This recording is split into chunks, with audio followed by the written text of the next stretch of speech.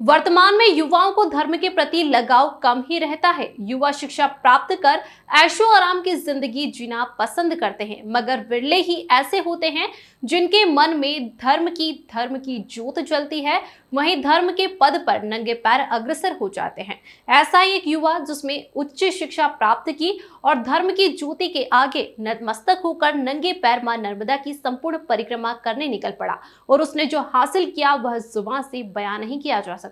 नगर के सोलंकी कॉलोनी निवासी 22 वर्षीय युवा दीक्षांत पटेल ने ठाकुर जी को गोदी में लेकर 3700 किलोमीटर की संपूर्ण नर्मदा परिक्रमा नंगे पैर की है। परिक्रमा संपूर्ण कर नगर में पहुंचे तो गणपति मंदिर पर भगवान गणेश की पूजा अर्चना की और परिवारजनों ने ढोल धमाकों के साथ जुलूस निकाला। नगर के मंदिरों में दर्शन करते हुए सोलंकी कॉलोनी निवासी पर समापन हुआ।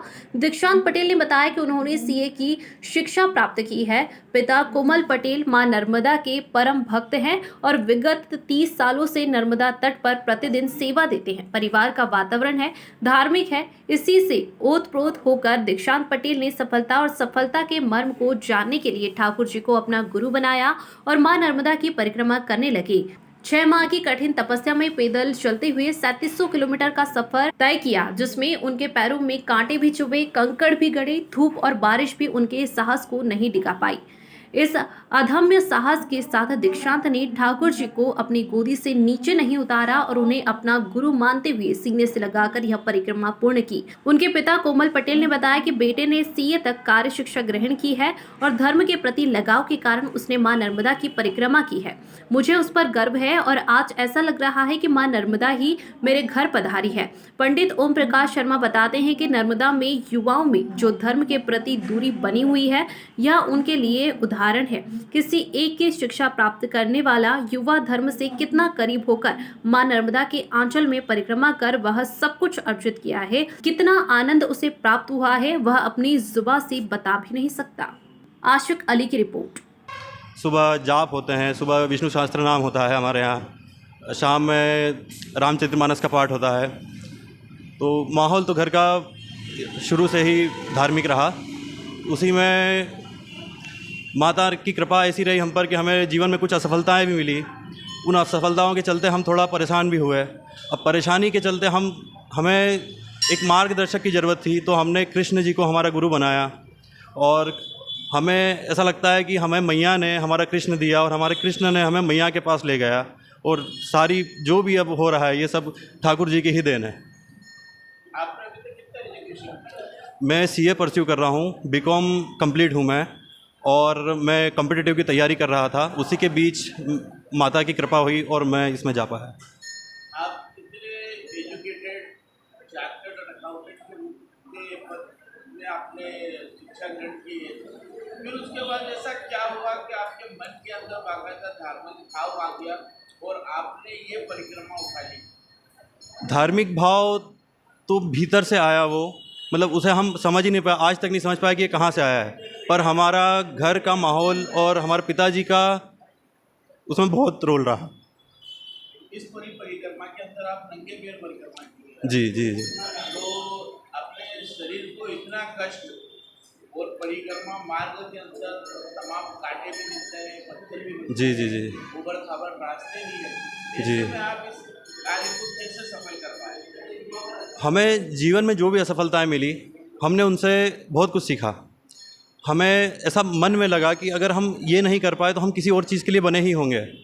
अगर हमारे अंदर एक एकाग्रता नहीं होती, सहनशीलता नहीं होती, तो हम ये कार्य नहीं कर पाते। और हमें जब सेल्फ डाउट हुआ कि कहीं हम में ये चीज़ें कमियां तो नहीं है, क्योंकि हमें जो सफलताएं नहीं मिली कहीं हमारी इस कमियों के कारण तो नहीं मिली। तो परिक्रमा में जो हम जितना कड़ा तप रहा, उतनी ही कड़ी हमारी परीक्षा भी रही मैया की। और माता रानी ने हमें वही सब कुछ सिखा दिया, वही सब कुछ बता दिया कि कुछ चीज़ें होती है जो हमारे लिए नहीं होती। पर जो भी हुआ, माता रानी ने सब कुछ, हिम्मत भी माता ही ने दी, तो सब सार्थक हो गया। कब से आपने ये परिक्रमा उठाई? हमने देव उठनी एकादशी 4 नवंबर से उठाई हुई है। इन 6 महीनों के सफर के अंदर आप व्यक्ति को धर्म की शिक्षा दी जाती थी, उसके बाद पैसा कमाने की शिक्षा दी जाती थी। पहले धर्म, फिर अर्थ, और उसके बाद फिर काम, फिर मोक्ष। तो धर्म की शिक्षा धीरे धीरे गौण होते जा रही है। समय के अनुसार से लोग उन मॉडर्न बनने के चक्कर में और धर्म को भूल करके और अपने मनोराज, अपने मन में जो अच्छा लगे वैसा कर्म कर रहे हैं। ऐसी विपरीत परिस्थितियों में, ऐसे चकाचौंध भरी दुनिया में दीक्षांत ने जो माँ नर्मदा की पैदल प्रदक्षिणा, और वो भी बगैर जूते चप्पल के, मतलब एक एक पैर चलने में कई जगह कंकर करते हैं, ऐसी कठिन परिक्रमा और ठाकुर जी को साथ में लेकर के की। यह निश्चित ही हम लोग मानते हैं कि इनके पूर्वजों का पुण्य प्रताप है, इनके माता पिता का पुण्य प्रताप है, जो ये सहज ही एक दिन में विचार आया और चल दिए नंगे पैर माँ की परिक्रमा में।